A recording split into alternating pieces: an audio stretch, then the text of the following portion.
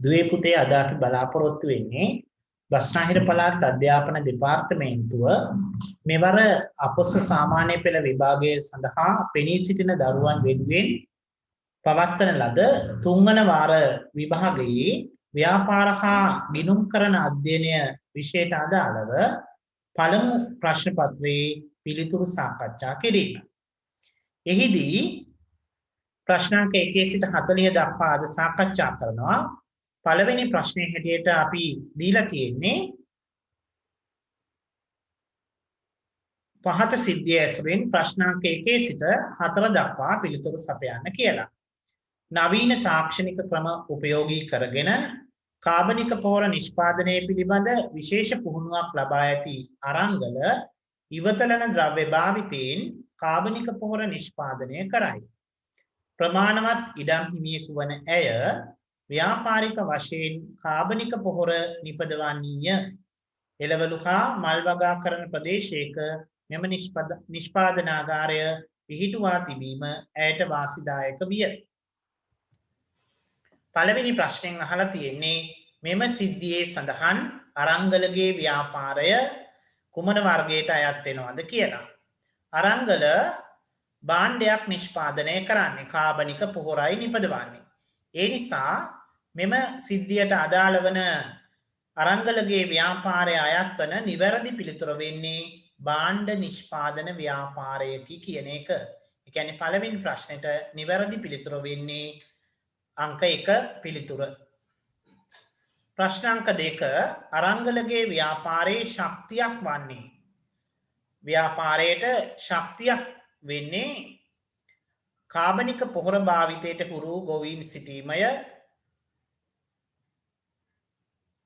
අවට ඉවතලන ද්‍රව්‍ය බොහෝ ප්‍රමාණයක් පැවතීමය, අරංගලට ඉලක්ක වෙළඳපළක් පැවතීමය, අරංගල විශේෂ පුහුණුවක් ලබා තිබීමය කියන පිළිතුරු වලින් අපි ශක්තියක් හැටියට ගන්නේ නිවැරදි පිළිතුර වෙන්නේ අරංගල විශේෂ පුහුණුවක් ලබා තිබීම. ඒ කියන්නේ පළවෙනි පිළිතුර. දෙවන ප්‍රශ්නෙට නිවැරදි පිළිතුර වන්නේ පළවෙනි පිළිතුර.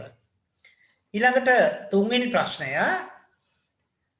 අරංගල විසින් නිෂ්පාදනය කරනු ලබන කාබනික පොහොර අයත් වන නිෂ්පාදන සාධකය වන්නේ. අරංගල විසින් අලුත් නිෂ්පාදනයක් මෙතනදී කරන්නේ මිනිසා විසින් නිර්මාණය කරන ලද දෙයක්. ඒ නිසා ඒක අයිති වෙන්නේ ප්‍රාග්ධනය කියන පිළිතුරට.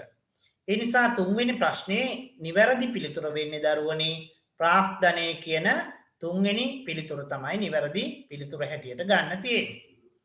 හතරවෙනි ප්‍රශ්නය ඉහත සිද්ධියට අදාළ වන නිවැරදි ප්‍රකාශය තෝරන්න. මේ සිද්ධියට අදාළ වන නිවැරදි ප්‍රකාශය තෝරන්න. එතකොට අපට පිළිතුරු 4ක් දීලා තියෙනවා. අරංගලගේ ව්‍යාපාරයට නීතිමය පුද්ගල භාවයක් ඇත. ඒක පුද්ගල ව්‍යාපාරවලට නීතිමය පුද්ගල භාවයක් නැහැ. වාසනා අරංගලගේ ව්‍යාපාරයේ හවුල්කරුවෙකු.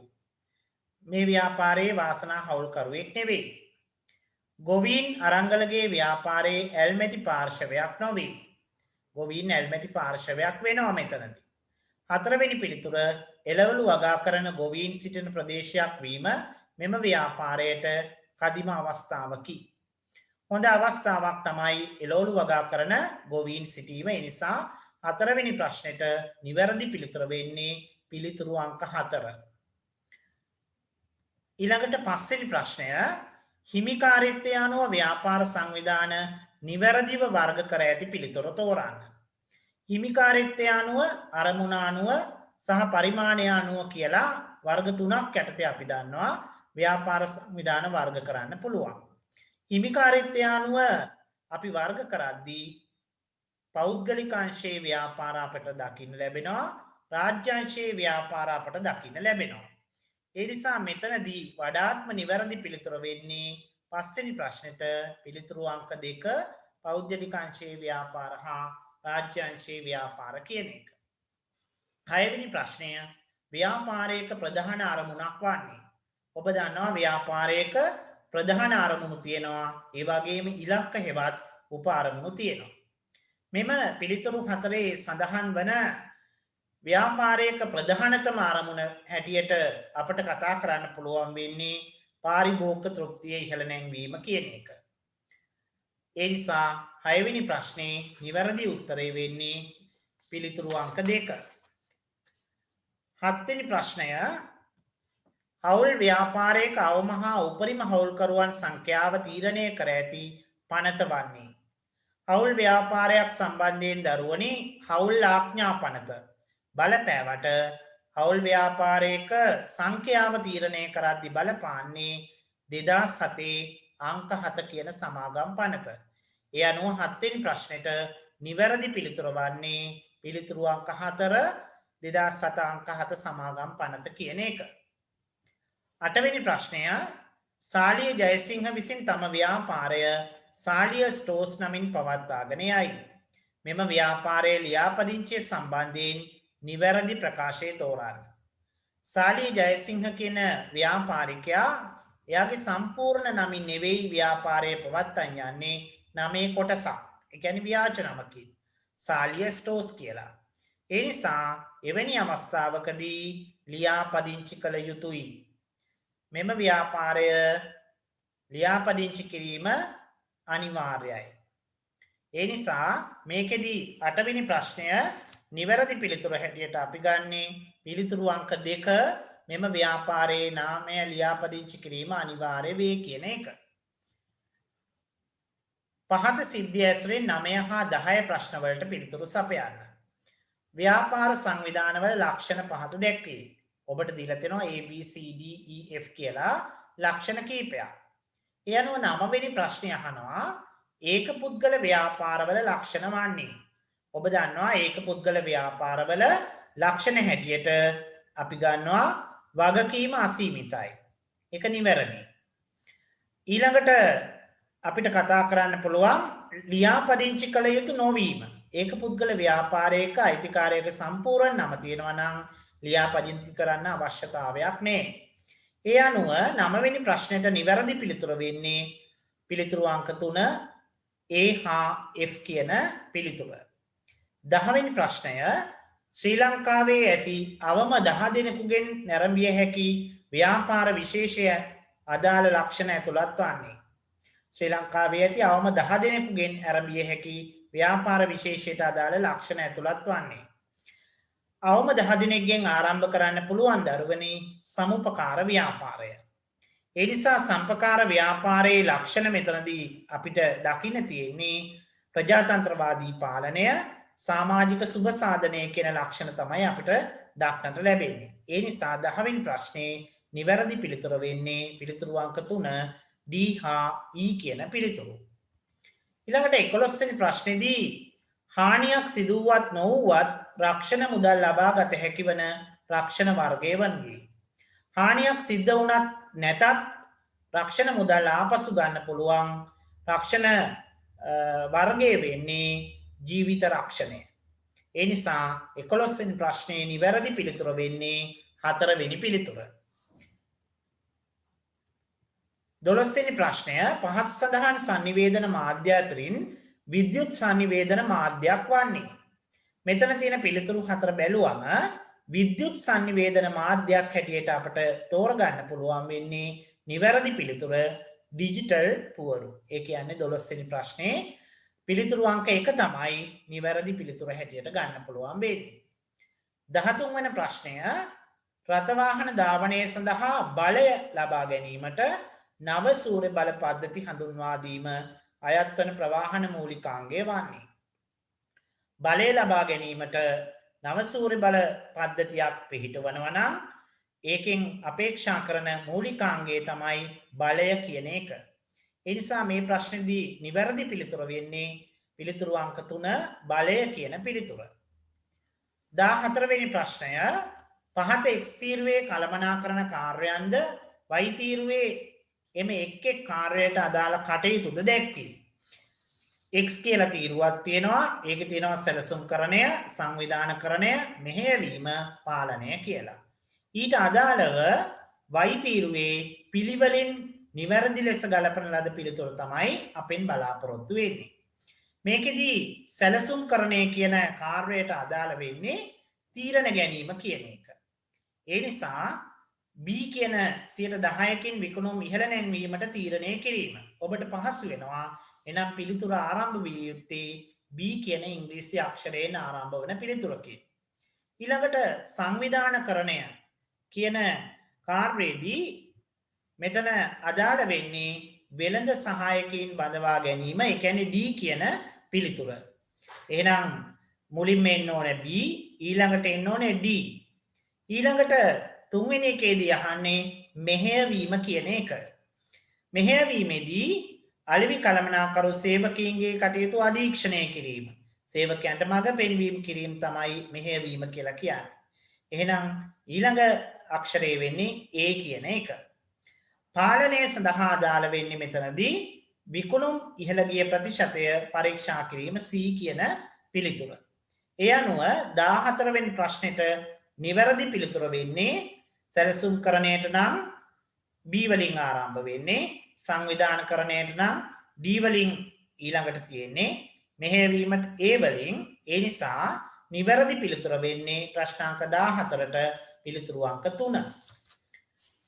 ඊළඟට ප්‍රශ්නාංක 15 ආයෝජකයෙකු සාමාන්‍ය කොටස් වල ආයෝජනය කිරීමෙන් ලැබෙන ප්‍රතිලාභ හා ස්ථාවර තැන්පතුවක ආයෝජනය කිරීමෙන් ලැබෙන ප්‍රතිලාභ නිවැරදිව පිළිවෙලින් දැක්වෙන පිළිතුර තෝරන්න.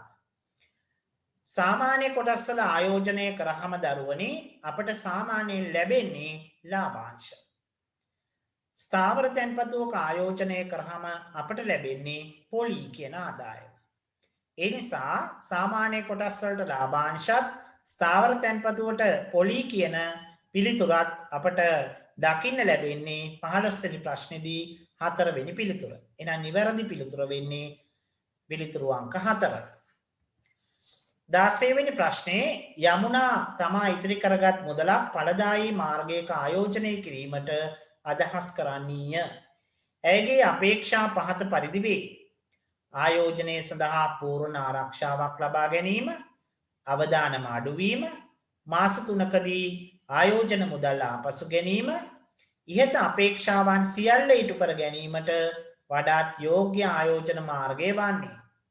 පූර්ණ ආරක්ෂාවක් ලැබෙන්න නම් රජයේ ආයෝජනයක් සිද්ධ කරලා තියෙන්න ඕනේ. අවදානම අඩු වෙන්නේ එවැනි අවස්ථාවකදී.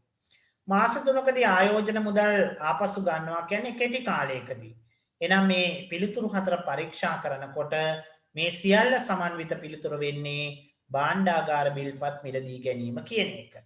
ඒක රජයේ ඒ නිසා ආරක්ෂාව ඉහළයි, ඒ වගේම තමයි කෙටි කාලීනයි. ඒ නිසා නිවැරදි පිළිතුර වෙන්නේ පිළිතුරු අංක 2. 17 වෙනි ප්‍රශ්නේ ව්‍යාපාරික ගනුදෙනුවක් යනු. අපි දන්නවා පෙළපොත ආධාර කරගෙන ගත්තම ඒකෙත් නිර්වචනයක් දීලා තියෙනවා. ව්‍යාපාරික ගනුදෙනුවක් කියලා කියන්නේ ව්‍යාපාරයක් හා වෙනත් පාර්ශව අතර සිදුවන සම්පත් හුවමාරුවක් කියන එක. ඒ නිසා 17 වෙනි ප්‍රශ්නේදී නිවැරදිම පිළිතුර වන්නේ පිළිතුරු අංක 4. 18 වෙනි ප්‍රශ්නය පහත දක්වා ඇති ගනුදෙනු අතරින් වත්කම්, හිමිකම්, වගකීම් යන සියල්ලටම බලපෑමක් ඇති කරන ගනුදෙනුව තෝරන්න. මේ අවස්ථාවේදී වත්කමකටත් බලපාන්න ඕනේ, හිමිකමකටත් බලපාන්න ඕනේ, වගකීමටත් බලපාන්න ඕනේ. එහෙනම් මේ සමීකරණයේ සාධක තුනටම බලපාන ගනුදෙනුව තමයි අපි මෙතනින් තෝරන්න ඕනේ. ඔබට පෙනෙනවා ඇති තුන්වන පිළිතුරේදී දීලා තියෙනවා රුපියල් 6000ක බැංකු ණය පොලිය ඇතුළුව රුපියල් 50000ක් බැංකු ණය වාරිකයේ ගෙවීම. බැංකු ණය පොලිය කියලා කියන්නේ වියදමක්. වියදම් බලපාන්නේ හිමිකම් වලට. ඒ වගේම 50000ක් බැංකු ණය ගෙවුවම අපේ වත්කම අඩු වෙනවා. බැංකු ණය ගෙවීම නිසා වගකීමත් අඩු වෙනවා. ඒ හින්දා වත්කම් වලට, හිමිකම් වලට සහ වගකීම් වලට කියන මේ සාධක තුනටම බලපාන ගනුදෙනුවක් මෙතන තියෙන්නේ පිළිතුරු අංක 3. රුපියල් 6000ක බැංකු ණය පොලිය ඇතුළුව රුපියල් 50000ක් බැංකු ණය වාරික ගෙවීම කියන පිළිතුර තුල. ප්‍රශ්නාංක 19 කිසියම් දිනකට ව්‍යාපාරයක ගිණුම් කරන සමීකරණයේ වටිනාකම් පහත දැක්වේ. වත්කම් 75000යි, හිමිකම් 50000යි, වගකීම් 25000යි. රුපියල් 5000ක කොමිස් ආදායමක් මුදලින් ලැබුණු පසු ගිණුම් කරන සමීකරණයේ අගයන් නිවැරදිව දක්වා ඇති පිළිතුරු තෝරන්න. රුපියල් 5000ක කොමිස් ආදායමක් ලැබුණම දරුවනි 5000කින් වත්කම් මුදල් කියන වත්කම වැඩි වෙනවා. එහෙනම් වත්කම් 75000 සිට 80000 දක්වා ඉහළට යනවා. ඒ වගේම තමයි ආදායමක් ලැබුණම හිමිකම වැඩි වෙනවා. හිමිකමත් රුපියල් 5000කින් වැඩි වෙන නිසා හිමිකම 55000 දක්වා ඉහළට යනවා. නමුත් වගකීමට ආදායම් ලැබීම බලපාන්නේ නැහැ. වගකීම් වෙනස් වෙන්නේ නැහැ. ඒ නිසා මේ ගනුදෙනුවෙන් පස්සේ නිවැරදි ගිණුම් කරන සමීකරණය හැටියට අපට පිළිතුරු වලදී දකින්න ලැබෙන්නේ පිළිතුරු අංක 3 වත්කම් 80000යි හිමිකම් 55000යි වගකීම් 25000ක් නොවෙනස්ව පවතින. 20 වෙනි ප්‍රශ්නේ පහත x තීරුවේ ගිණුම් වර්ගද y තීරුවේම ගිණුම් වල සටහන් කරන අයිතමද දැක්වේ. x තීරුවේ තියෙනවා වත්කම් ගිණුම්, වගකීම් ගිණුම්, හිමිකම් ගිණුම්, ආදායම් ගිණුම්, වියදම් ගිණුම් කියලා. ඒ වගේම y තීරුවේ තියෙනවා දුන් වට්ටම්, විකුණුම්, ලීබඩු, ගැනිලි, ණය හිමියෝ කියලා. දැන් එතකොට x තීරුවේ සඳහන් ගිණුම් වර්ග y තීරුවේ සඳහන් අයිටම් සංඝ අනුපිළිවෙලින් ගැලපුව විට මෙතනදී වත්කම් ගිණුමකට අදාළ වෙන්නේ නම් y තීරුවේ තියෙන ලීබඩු. ඒ කියන්නේ C කියන පිළිතුරෙන් අක්ෂරයෙන් ආරම්භ වෙන පිළිතුරක් වෙන්න ඕනේ. වගකීමක් හැටියට මෙතන අපට දකින්න ලැබෙන්නේ ණය හිමියෝ. ඒ කියන්නේ E. එහෙනම් පළවෙනි අක්ෂරයේ C වෙන්න ඕනේ, ඊළඟ අක්ෂරයේ E වෙන්න ඕනේ. හිමිකම් ගිණුමකට අදාළව මෙතන තියෙන්නේ ගැනිලි කියන එක. ගැනිලි හිමිකම අඩු වෙන්න බලපාන හේතුවක්. ඒ නිසා C තියෙනවා, ඊළඟට E තියෙනවා, ඊළඟට D ලැබෙන පිළිතුරක් එන්න ඕනේ. ආදායම් ගිණුමක්. මෙතන තියෙන ආදායමක් හැටියට විකුණුම් B කියන උත්තරේ. ආදායම් ගිණුමක් හැටියට අපිට දකින්න තියෙන්නේ විකුණුම්. ඊළඟට වියදම් ගිණුමක් හැටියට අපිට දකින්න තියෙන්නේ දුන් වට්ටම්. ඒ නිසා නිවැරදි පිළිතුර හැටියට අපිට තෝරගන්න වෙන්නේ C, ඊළඟට E, ඊට පස්සේ D, ඊට පස්සේ එන්නේ B, අන්තිමට එන්නේ විකුණුම් වියදම් ගිණුමකට තුන් වට්ටම් හැටියට ගැලපුවම A. ඒ කියන්නේ පිළිතුර 3. නිවැරදි පිළිතුර හැටියට ගන්න පුළුවන්. ඊට 21 වෙනි ප්‍රශ්නය ණයගැතියන්ගෙන් රුපියල් 60000ක චෙක් පතක් ව්‍යාපාරයට ලැබීම සටහන් කිරීමට අදාළ නිවැරදි දිත්ත සටහන තෝරා. ණයගැතියන්ගෙන් චෙක් පතක් ලැබුණත් පුතේ මුදල් ලැබුණත් එක හා සමානයි. ඒ නිසා චෙක් පතක් ලැබුණත් මුදල් ලැබුණත් අපි වාර්තා කරන්නේ මුදල් පොතේ. අපට ලැබෙනකොට මුදල් කියන වත්කම ඉහළ යනවා. ඒ නිසා වත්කම් වැඩිවීම හර. එහෙනම් මේකෙදි දිත්ත සටහන වෙන්නේ මුදල් හර ණයගැතියා බැර කියන එක. ණයගැතියාගෙන් සල්ලි ලැබෙනකොට ණයගැති වත්කම අඩු වෙනවා. අඩු වීම නිසා ණයගැතියා බැර වෙනවා. ඒ නිසා අපිට නිවැරදි පිළිතුර හැටියට ගන්න තියෙන්නේ මුදල් ගිණුම හර 60000යි ණයගැති ගිණුම බැර 60000යි කියන පළවෙනි පිළිතුර. ඒ නිසා ප්‍රශ්න අංක 21ට නිවැරදි පිළිතුර වෙන්නේ අංක 1. ප්‍රශ්න අංක 22 වෙළඳ වට්ටම් සම්බන්ධයෙන් නිවැරදි ප්‍රකාශය තෝරන්න. වෙළඳ වට්ටම් කියලා කියන්නේ භාණ්ඩ අලෙවි කිරීමේදී එහි ලකුණු කළ මිලෙන් අඩු කරන අගයට කියන්නේ වෙළඳ වට්ටම් කියලා. ඔබ දන්නවා වෙළඳ වට්ටම් ගිණුම්ගත කරන්නේ නැහැ කියලා. අපි මුදල් වට්ටම් විතරයි දරුවනි ගිණුම්ගත කරන්නේ. එහෙමනම් වෙළඳ වට්ටම් සම්බන්ධයෙන් නිවැරදි ප්‍රකාශය තෝරනකොට අපිට දීලා තියෙනවා පිළිතුරු 4ක්. ඒ 4ෙදී තුන්වෙනි පිළිතුරේ තියෙනවා වෙළඳ වට්ටම් ගිණුම්ගත නොකරයි කියලා. ඒක තමයි නිවැරදිම පිළිතුර. මෙම ප්‍රශ්නේදී නිවැරදිම පිළිතුර වෙන්නේ පිළිතුරු අංක 3 වෙළඳ වට්ටම් ගිණුම්ගත නොකරයි කියන එක.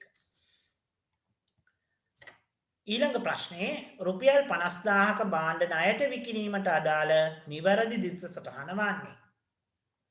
ණයට විකුණනම භාණ්ඩ ණයගැති භාවය වැඩි වෙනවා. ණයගැතියෝ කියන්නේ වත්කමක්. ණයට විකිණීම නිසා විකුණුම් කියන ආදායම වැඩි වෙනවා ආදායම් වැඩිවීම බැර. ඒ නිසා මේකෙදි නිවැරදි දිත්ත සටහන වෙන්නේ ණය ගැති ගිණුම හර විකුණුම් ගිණුම බැර.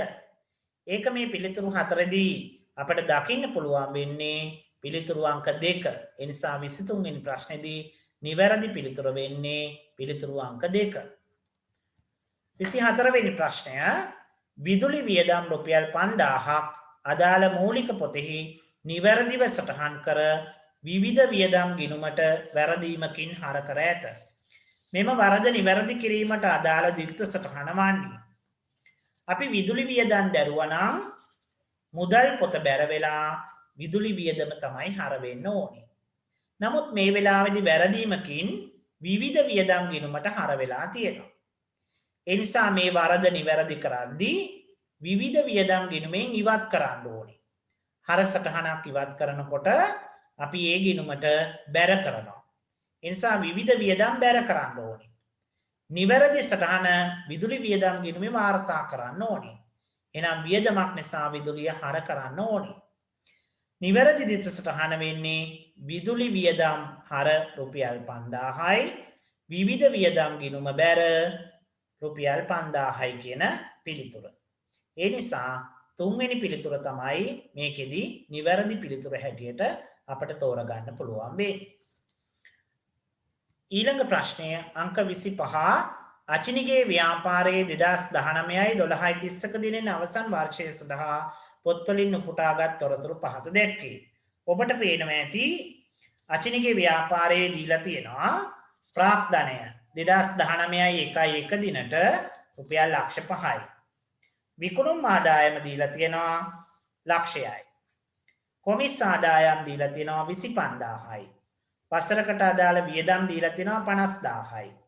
ගැනිලි 10000යි. අපි හිමිකම ගණනය කරද්දී දරුවනේ යම් දිනකට ප්‍රාග්ධනයට එකතු කරන්න ඕනේ ආදායම්. ඒ නිසා මේකේ ප්‍රාග්ධනයේ ලක්ෂ 5යි, විකුණුම් ආදායම ලක්ෂයයි, කොමිස් ආදායම් 25000යි. එතකොට 625000යි. ඊට පස්සේ අපි ඒකෙන් අඩු කරන්න ඕනේ වියදම් සහ ගැනිලි කියන ඒවා. වියදම් තියෙන්නේ 50000යි, ගැනිලි කියන්නේ 10000යි. ඒ කියන්නේ 60000ක් අපි අඩු කරන්න ඕනේ. 625000න් මම ඔබට පිළිතුරු දක්වලා තියෙනවා හදන හැටි. 60000ක් අඩු කරාම නිවැරදි පිළිතුර වෙන්නේ 565000යි. ඒක මේ පිළිතුරු අංකවල තියෙන්නේ දෙවැනි පිළිතුරේ 565000ක් තමයි නිවැරදි පිළිතුර හැටියට ගන්න පුළුවන් දෙවැනි පිළිතුර. ඊළඟට ප්‍රශ්නාංක 26 ව්‍යාපාරයක් පාවිච්චිය සඳහා යන්ත්‍රයක් මිලදී ගන්නා ලදී. ණයට මිලදී ගන්නා ලදී. මෙයට අදාළ මූලාශ්‍ර ලේඛනය හා මූලික පොත පිළිවෙලින්. මේ යන්ත්‍රය අරන් තියෙන්නේ පාවිච්චි කරන්න. හැබැයි අරන් තියෙන්නේ සල්ලි දීලා නෙවෙයි ණයට අරගෙන තියෙන්නේ. ණයක් වූ භාණ්ඩයක් ණයට තමයි අරන් තියෙන්නේ මේ භාණ්ඩය. ඒ නිසා ණයට ගත්තනම් ජංගම නොවනවත්කමක් අපි ඒක වාර්තා කරන්නේ පොදු ජර්නලයේ කියන මූලික පොතේදී. පොදු ජර්නලයේ සකස් කරනකොට දරුවනේ අපි භාවිතා කරන්නේ ජර්නල වවුචරය කියන මූලාශ්‍ර ලේඛනය. එහෙනම් අපි මේ ප්‍රශ්නේදී අහන්නේ අදාළ වෙන මූලාශ්‍ර ලේඛනය හා මූලික පොත. නිවැරදි පිළිතුර වෙන්නේ ජර්නල වවුචරය හා පොදු ජර්නලය කියන පිළිතුරු අංක 3. ඊළඟ ප්‍රශ්නය ප්‍රශ්නාංක 27 ව්‍යාපාරයක 2020යි 1 දිනට එම ව්‍යාපාරයේ බැංකු ගිණුමේ ශේෂය 15500ක් වූ අතර එදිනට බැංකු ප්‍රකාශනයට අනුව ශේෂය 16000ක් විය. මෙම වෙනසට හේතු වන ගනුදෙනුව තෝරන්න. ඔබට පේනවා ඇති බැංකු ගිණුමේ ශේෂය 15500යි. බැංකු ප්‍රකාශනයේ ශේෂය 16000යි. ඒ කියන්නේ බැංකු ප්‍රකාශනයේදී 500ක් වැඩි වෙලා තියෙනවා. ඒ කියන්නේ බැංකුවට ලැබිලා තියෙනවා රුපියල් 500ක ලැබීමක්. ඒ සඳහා හේතු වන ගනුදෙනුව තෝරගෙන යනකොට මේ පිළිතුරු හතරෙන් ඔබට දකින්න පුළුවන් බැංකුවට ඍජුවම ලැබී තිබුණු ආයෝජන ආදායම 500යි. ආයෝජන ආදායම් 500ක් ලැබුණම ඍජුවම ලැබිලා තියෙන නිසා අපේ බැංකු ගිණුමේ වාර්තා වෙලා නැහැ. නමුත් බැංකු ප්‍රකාශනයේ විශේෂය වැඩි වෙලා තිනවා 500කින්. ඒ නිසා තමයි මේකට හේතු වෙලා තියෙන්නේ. ඒ අනුව 27 වෙනි ප්‍රශ්නෙට නිවැරදි පිළිතුර වන්නේ පිළිතුරු අංක 2. 28 වෙනි ප්‍රශ්නය පාන් නිෂ්පාදනය කරන බේකරියක අයිතිකරු විසින් පාන් 10ක් තම පෞද්ගලික ප්‍රයෝජනය සඳහා ලබා ගැනීම සටහන් කරන මූලික පොත වන්නේ. මෙතනදී අයිතිකාරයා පාන් 10ක් ගෙදර ගෙන යාම භාණ්ඩ ගැනිලි.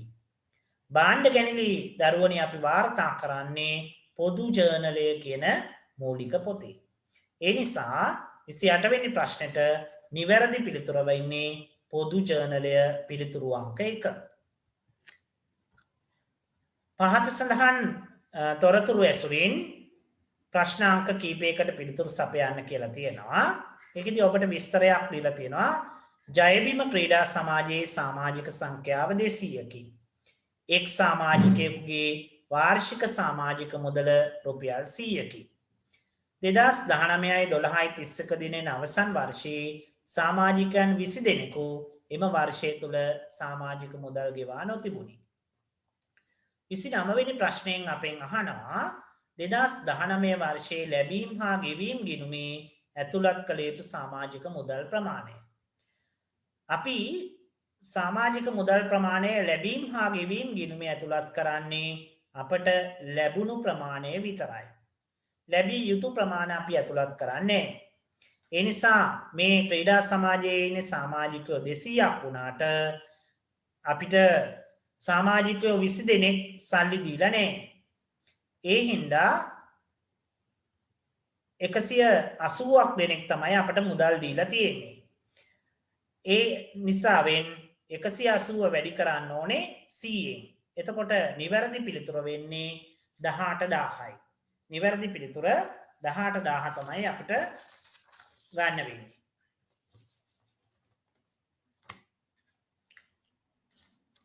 විසිනම වෙනි ප්‍රශ්නේදී නිවැරදි පිළිතුර වෙන්නේ පිළිතුරු අංක 4.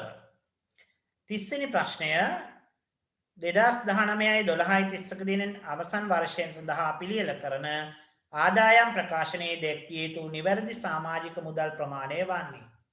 නිවැරදි සමාජික මුදල් ප්‍රමාණය ආදායම් ප්‍රකාශයේ පෙන්නකොට අපි ගන්නේ වර්ෂයට අදාළ ලැබුණත් නැතත් මුළු ආදායම. සමාජිකයෝ 200ක් ඉන්නවා. සමාජික මුදල 100යි. ඒ නිසා වැඩි කරාම අපට එනවා 20000යි කියන පිළිතුර. ඒ අනුව ආදායම් ප්‍රකාශයේ දැක්විය යුතු නිවැරදි පිළිතුර දැක්වෙන්නේ රුපියල් 20000. ඒ කියන්නේ තුන්වෙනි පිළිතුරේ තමයි ඒක දැක්වෙන්නේ. ඊළඟට ප්‍රශ්නාංක 31 සිට ඉදිරියට ප්‍රශ්න වලට පිළිතුරු සපයනකොට පහත තොරතුරු අදාළ කරගන්න කියලා අපට දීලා තියෙනවා. වඩු කර්මාන්ත ශාලාවක් පවත්වාගෙන යන සේමිනීගේ ව්‍යාපාරයේ 2020 ජනවාරි මාසයේ මුළු ඍජු පිරිවැය 58000ක් විය. පොදු කාර්ය පිරිවැය 62000ක් විය. එහෙනම් ඔබ දන්නවා මුළු පිරිවැය ගණනය කරන්නේ ඍජු පිරිවැයට පොදු කාර්ය පිරිවැය එකතු කරාම. එහෙනම් 1,20,000ක් තමයි මුළු පිරිවැය.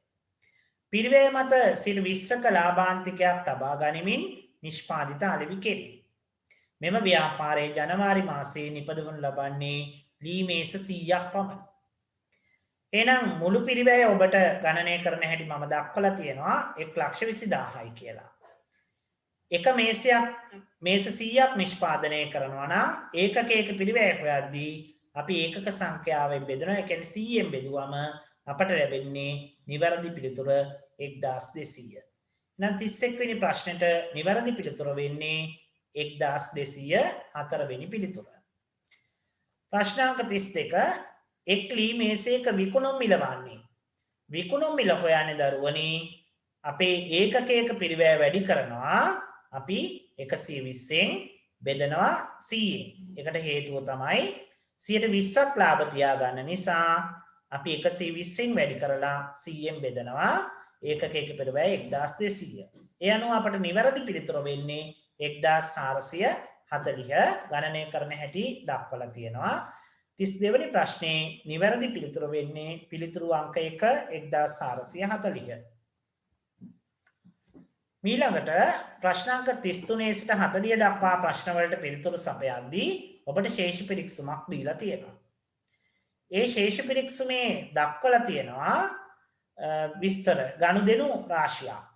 ඊට අමතරව අමතර තොරතුරු දීලා තියෙනවා 3ක්.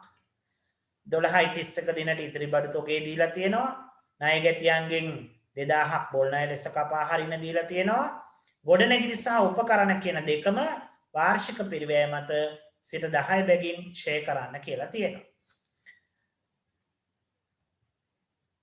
අපිට පළවෙනි ප්‍රශ්නය අහනවා එතනදී 33 වන ප්‍රශ්නය 2019යි 12.31 දිනෙන් අවසන් වර්ෂයේ ව්‍යාපාරයේ විකුණුම් පිරිවැය වන්නේ. ඔබ දන්නවා විකුණුම් පිරිවැය ගණනය කරද්දී අපි ආරම්භක තොගයට ගැනුම් එකතු කරනවා. ඔබට ගණනය කරන ආකාරය මම දක්වලා තියෙනවා. ආරම්භක තොගය එකතු කරනවා ගැනුම් එන උත්තරේ 4,62,000යි. එතනින් අඩු කරනවා අවසන් තොගය 1,20,000ක් 12,000ක් අඩු කරනවා. එතකොට 4,62,000න් 12,000ක් අඩු කරාම විකුණුම් පිරිවැය වෙන්නේ 4,50,000යි. ඔබට ප්‍රශ්නාංක 33ට නිවැරදි පිළිතුර වෙන්නේ පිළිතුරු අංක 1 4,50,000යි කියන පිළිතුර. ප්‍රශ්නාංක 34 2019යි 12.31 දිනෙන් අවසන් වර්ෂයේ ව්‍යාපාරයේ දල ලාභය වන්නේ. දල ලාභය අපි ගණනය කරන්නේ විකුණුම් වලින් විකුණුම් පිරිවැය අඩු කරනවා. ඔබට දීලා තියෙනවා විකුණුම් 5,90,000යි කියලා. විකුණුම් පිරිවැය දීලා තියෙනවා 4,50,000යි අපි ගණනය කරගත්තා. ඒ අනුව දල ලාභය වෙන්නේ 1,40,000යි. එහෙනම් 34 වෙනි ප්‍රශ්නේ නිවැරදි පිළිතුර වෙන්නේ පිළිතුරු අංක 2 රුපියල් 1,40,000යි කියන පිළිතුර. ඊළඟ ප්‍රශ්නය 2019යි 12.31 දිනෙන් අවසන් වර්ෂයේ සඳහා මෙම ව්‍යාපාරයේ පිළියෙල කරන ආදායම් ප්‍රකාශනයේ දැක්විය යුතු බෙදා හැරීමේ වියදම් වල එකතුව වනුයේ. විකිණීම හා බෙදා හැරීමට අදාළ වියදම් තමයි මෙතනදී ගණනය කරන්නේ. දුන් වට්ටම් දීලා තියෙනවා 1000ක්, ප්‍රචාරණය දීලා තියෙනවා, බොල් ණය දීලා තියෙනවා. එහෙනම් ඒ වියදම් තුන එකතු කරයින් පස්සේ අපිට එන උත්තරයක් රුපියල් 28,000යි කියලා ගණනය කිරීම ඔබට දක්වලා තියෙනවා. ඒ නිසා නිවැරදි පිළිතුර අපි තෝරගන්නකොට මේ ප්‍රශ්නේදී පිළිතුරු අංක 3 රුපියල් 28,000යි කියන පිළිතුර තමයි අපි තෝරගන්නේ. ඊළඟට ප්‍රශ්නාංක 36 මෙම ව්‍යාපාරයේ ජංගම වත්කම් පමණක් ඇතුළත් වන පිළිතුර වන්නේ. ජංගම වත්කම් කියන්නේ කෙටි කාලීන නැත්නම් වර්ෂයකට වඩා අඩු කාලයක් තුළ වෙනස් වෙන වත්කම්. මේ පිළිතුරු හතර පරීක්ෂා කරනකොට අපිට පෙනෙන්න තියෙනවා පිළිතුරු අංක 4 ණය ගැතියෝ මුදල් ශේෂය හා අවසන් තොගය කියන්නේ ඒ සංඛ්‍යා තුනම අපිට ජංගම වත්කම් හැටියට තමයි සලකන්න පුළුවන්. ඒ අනුව 36 වෙනි ප්‍රශ්නේ 4 වෙනි පිළිතුර තමයි නිවැරදි පිළිතුර වෙන්නේ. 37 වෙනි ප්‍රශ්නය 2019යි 12.31 දිනෙන් අවසන් වර්ෂයේ සඳහා මෙම ව්‍යාපාරයේ පිළියෙල කරන ආදායම් ප්‍රකාශනයේ ශුද්ධ ලාභය වන්නේ. ශුද්ධ ලාභය ගණනය කරනකොට අපි ආදායම සොයා ගන්නවා. ආදායමට මෙතනදී අපි ගලපලා තියෙන්නේ දල ලාභය සහ ලද වට්ටම් කියන එක. ඊළඟට අපි වියදම් වර්ග ටික අඩු කරනවා. බෙදා හැරීමේ වියදම්, පරිපාලන වියදම්, මූල්‍ය වියදම් කියන කොටස් ටික අපි අඩු කරනවා ආදායමෙන්. මම ඔබට දක්වලා තියෙනවා ගණනය කිරීම. ඒ අනුව ශුද්ධ ලාභය වෙන්නේ 69,500යි කියන පිළිතුර. ප්‍රශ්නාංක 37 දී නිවැරදි පිළිතුරු අංකය වෙන්නේ පිළිතුරු අංක 1. ප්‍රශ්නාංක 38 2019යි 12.31 දිනෙන් අවසන් වර්ෂයේ මූල්‍ය වියදම් වල දැක්විය යුතු බැංකු ණය පොලිය වන්නේ.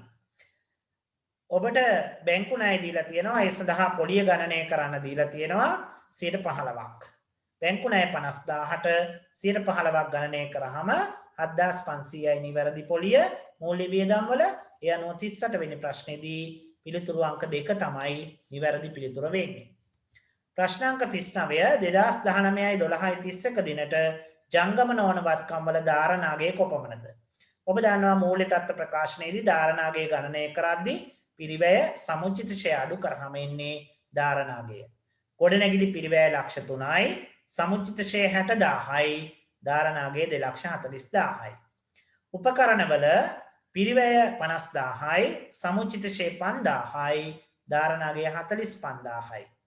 ඒ අනුව මුළු ධාරණාගේ වටිනාකම 2,85,000යි ඔබට ගණනය කිරීම දක්වලා තියෙනවා. ඒ අනුව 39 වෙනි ප්‍රශ්නයේ නිවැරදි පිළිතුර වන්නේ පිළිතුරු අංක 3 රුපියල් 2,85,000යි. ප්‍රශ්න අංක 40 2019යි 12යි 30ක දිනට මෙම ව්‍යාපාරයේ හිමිකම වන්නේ. හිමිකම ගණනය කරන්නේ ප්‍රාග්ධනයට ශුද්ධ ලාභය එකතු කරනවා. එකතු කරාම මුළු හිමිකම එනවා. ප්‍රාග්ධනය ලක්ෂ 2යි, ශුද්ධ ලාභය 69,500යි, මුළු හිමිකම 2,69,500යි. 40 ප්‍රශ්නයට නිවැරදි පිළිතුරු අංක 1. ඒ අනුව අද දවසේදී ඔබට මෙම පළමු ප්‍රශ්න පත්‍රයේ පිළිතුරු සාකච්ඡා කිරීම ඉතාමත් කෙටි දිනකදී පවත්වන ලබන අපොස සාමාන්‍ය පෙළ විභාගයට පෙරහුරුවක් වෙනු ඇතැයි අපේක්ෂා කරන අතර ඔබ සියලු දෙනාටම ජය ප්‍රාර්ථනා කරමි.